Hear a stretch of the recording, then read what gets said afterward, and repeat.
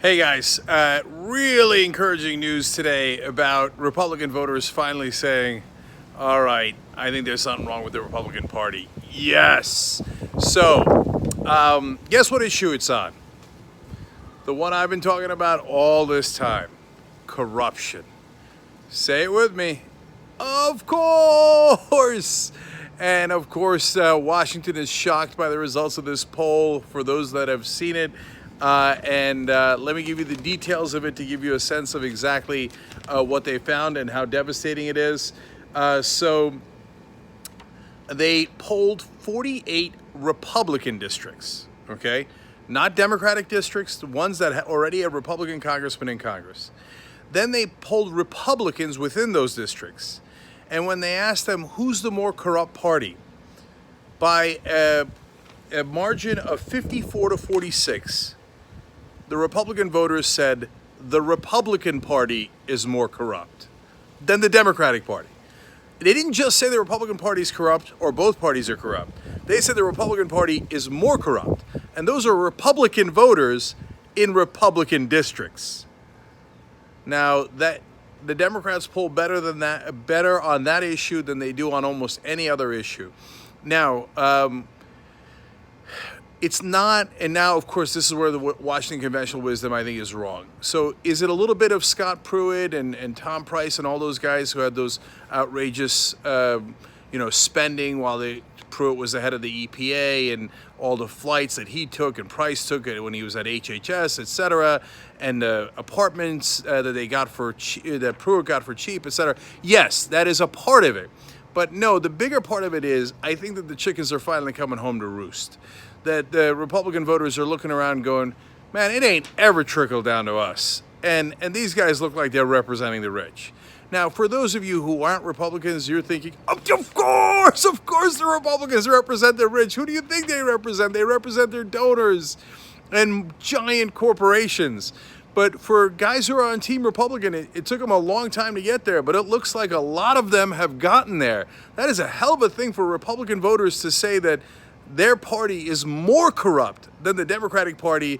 And remember, a lot of them despise the Democratic Party. So that is a big, big place to get to. So, of course, the Democratic Party never wanting to blow a good opportunity, of course, mainly doesn't get the point here. Now, let me give them a little bit of credit. I mean, they can at least read polls. They see the polls and they go, okay, good. So we know what they did, and this is hilarious, and this is why people don't like politicians. They added an anti-corruption plank to their slogan of a better deal. I mean, first of all, is there a more benign slogan? I mean, if the slogan was a benign deal, it still wouldn't be more benign. Like, it's so vanilla. I don't want to take any chances. I don't want to talk about policy. Kind of a better deal, whatever, right? And they forgot to add corruption. And so they went back in and like, yeah. I mean, it's not the polling. We meant corruption. And then Nancy Pelosi says that the Republicans are cravenly beholden to big money interests. Now, at the same time, when you ask Nancy Pelosi, why do you think you should be the leader of the Democrats in the House? She says, well, I raise the most amount of money. I'm pretty sure you don't get it. No, that's the problem. That's not the solution. You just said that the Republicans are cravenly beholden to big money interests. That is absolutely right. Unfortunately, so are you, and you brag about it. Oh, I raised big money from big donors. Ay. The problem with Nancy Pelosi isn't that she's too liberal. That's preposterous. The problem is that voters feel that she's part of the elite. And Democrats can get upset about that and go, oh, no, it's not fair. It's this and that, the other thing. But same thing with Hillary Clinton. You can complain about it. You could say it's not fair. But they thought she was the elite, and they voted against her. So Democratic Party, you've got an excellent winning issue here. And not because you're so great, but because the Republicans are so much worse. And it's true, they are worse. So can you please figure out politics a little bit?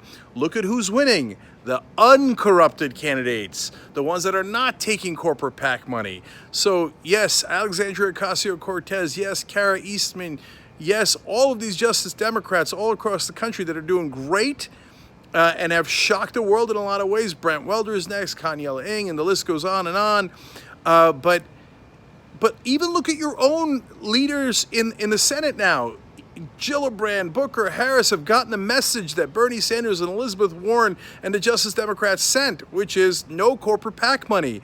The way to run is uncorrupted. If the Democratic Party actually embraces that, they will be in fantastic shape. But, you know, it's the Democratic Party, so no one knows how to rescue defeat from the jaws of victory better than Nancy Pelosi and the Democrats.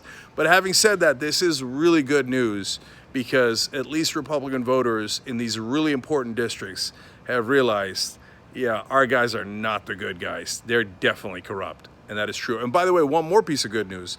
They're not alone. Independents, which are even more important, say 60% of them say that the Republican Party is corrupt.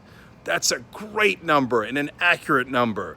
So for God's sake, Democrats, get uncorrupted as quickly as you can so that this is the moment that you could actually win without big money, because people are so sick of that big money controlling their politicians and sick of that corruption.